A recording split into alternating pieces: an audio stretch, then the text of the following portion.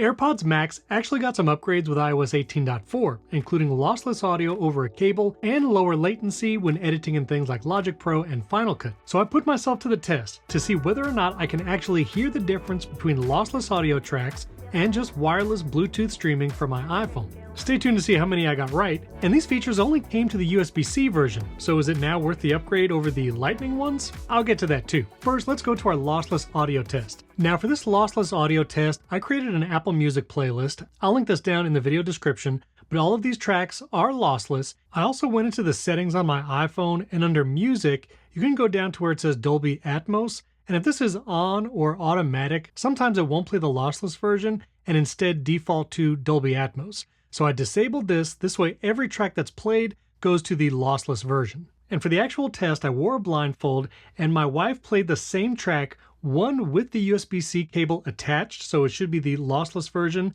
and one detaching the cable. And after I heard both versions of a song, I told her which I thought was lossless, and you'll see how many I got right. So I think the first time you played it, it was plugged in. Second time it was not. Am I supposed to be writing this down? So I don't hear the USB-C cable attaching and detaching. My son is yelling between takes. So I cannot see nor hear. All right, so you ready for it? Ready? All right, the second one was with the cable. I think the first one was with the cable. Okay, what is You want it number by number? Yeah, you just go down. 1, correct. Okay. 2, incorrect. Okay. 3, incorrect. 4.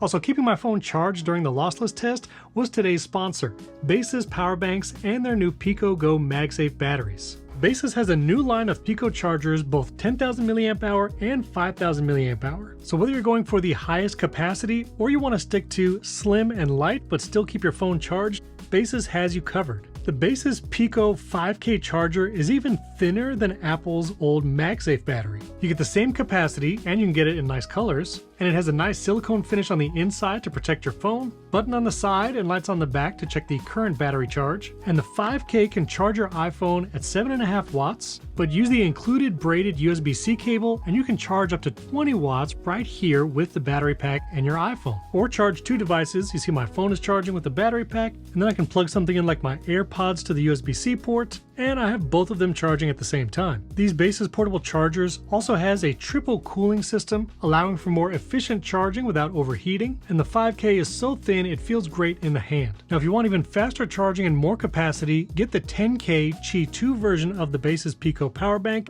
thinner than Anker's Qi 2 power banks, and if you charge with a physical cable, you get 27 watt output using the larger 10K version. These are some of the thinnest, best feeling MagSafe batteries you're going to find, and there are some incredible sales on these on Amazon right now. Again, links to all these power banks are down in the video description, and my thanks to Baseus for sponsoring this video. 4, correct. Okay. 5, correct. Oh. 6, incorrect. 7, incorrect. Oh. 8, incorrect. That's not good. You got 3 for 8 correct. That's pretty bad.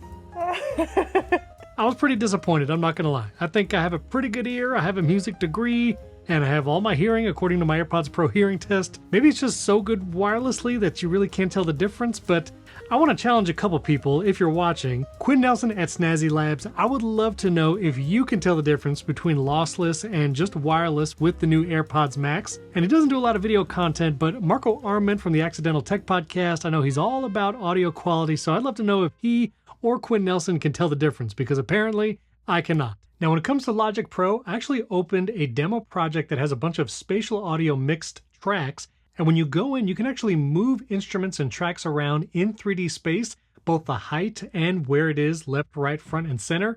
Really cool to be able to do that in real time, and that latency is super low wearing AirPods Max. I also did a side-by-side test using my old Lightning AirPods Max with the new USB-C version and editing in Final Cut. One of the reasons why I didn't use AirPods Max to edit videos before was just hitting the space bar. Sometimes you'd have to wait just a second for it to start playing because that Bluetooth audio takes a second and it needs to play in sync. Well, I did notice, while slight, a noticeable difference between the Lightning and USB-C versions of AirPods Max, where the USB-C with that lower latency makes it more tenable to actually edit in Final Cut or Logic. And if you want even lower latency, you can connect that USB-C cable and it's pretty much instantaneous, pressing the play button and making edits in real time. Now, is it strange that these features just came to the USB-C version and not the Lightning? Yes, mostly because both of these headphones, the Lightning and USB-C versions, both have the same H1 chip.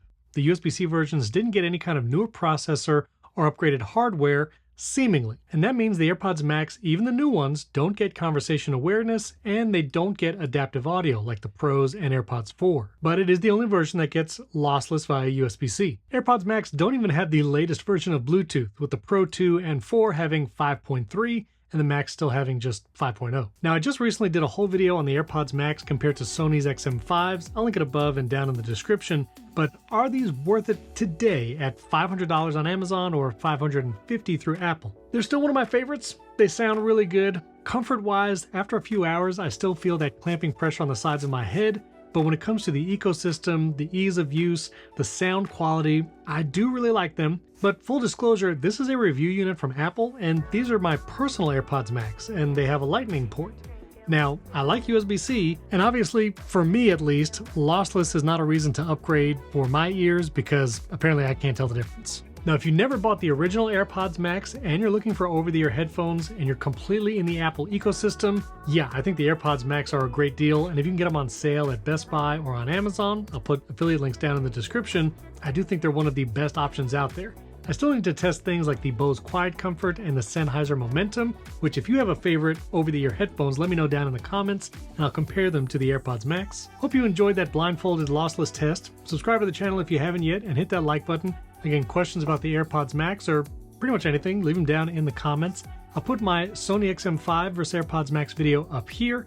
And if you want to learn more about the Sonos Ace headphones, which I do think are one of the best competitors to the AirPods Max, I'll put that review right up here. Thanks for watching. I'll catch you next time.